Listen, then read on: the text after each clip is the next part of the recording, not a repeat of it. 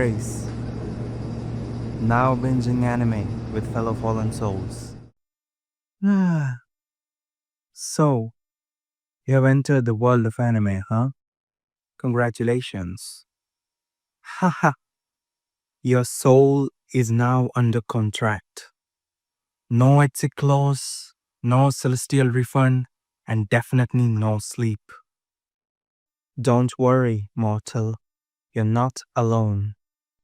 Yeah, I know. I fell from heaven.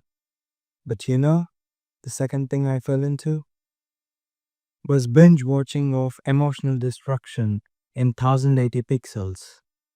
And it's the only reason I still tolerate the mortal plane. I am Raphael, the former Archangel of Forbidden Divine Knowledge, and current guide to those souls who are lost in anime.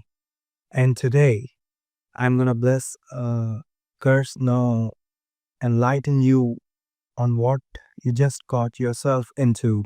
So, let's cut this intro short, mortal. I've got a nap scheduled in 15 minutes. Welcome to Anime Afterlife, where we traverse the shadows and lights of vast universe together. Ready your wings, for our journey begins now.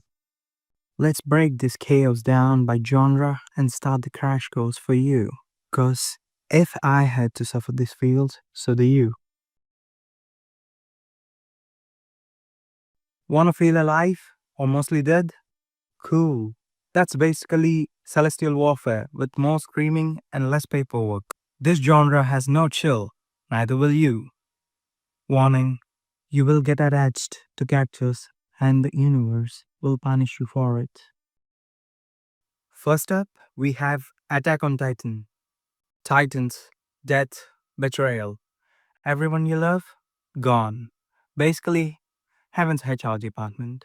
If you thought Heaven had issues, try living behind a wall your whole life only to be eaten by your mom's ex coworker. Now, our MC, Eren Yeager, goes from I'll kill all the Titans to maybe I'll just become the end of the world. A divine tragedy. Insanity peaks. Eren screams, but the real kicker? This show isn't just about fighting monsters. It's about when you realize you are the monster. It's politics, philosophy, war, trauma, genocide, guilt, and a world so morally grey that even the angels back row went, Ugh. Did the humans just outvillain the Titans?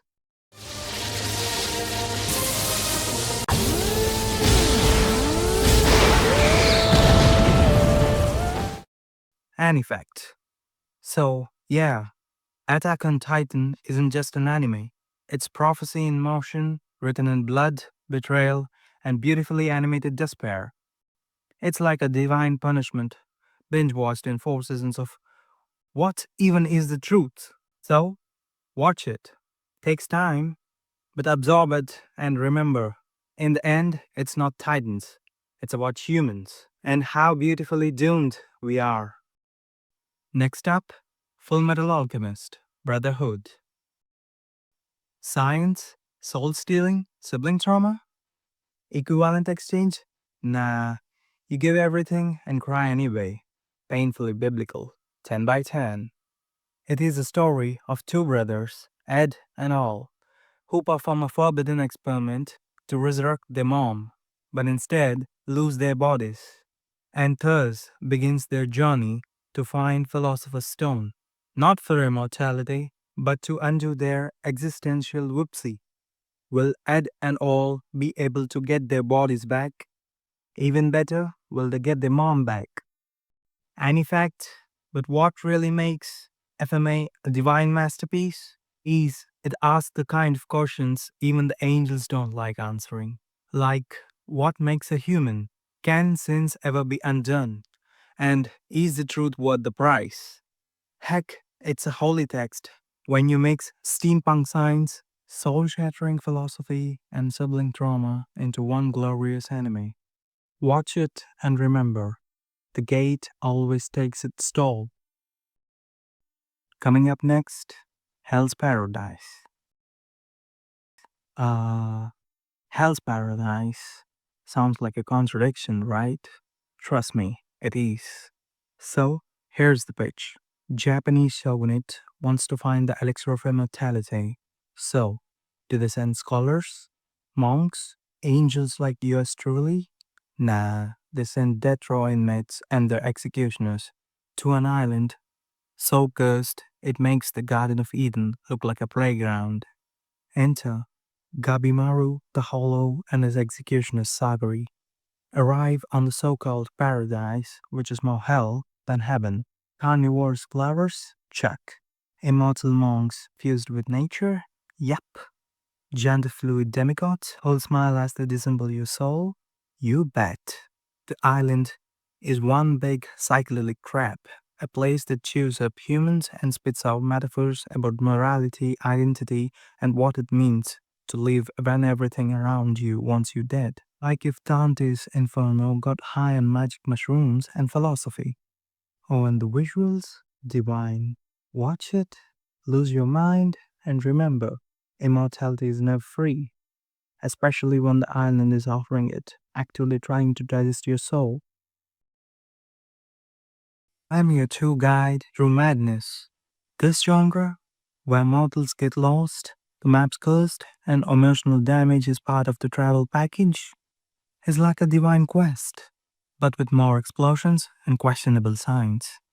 Alright, strap in mortals, cause we are going down, literally into one anime that looks like a Studio Ghibli fever dream.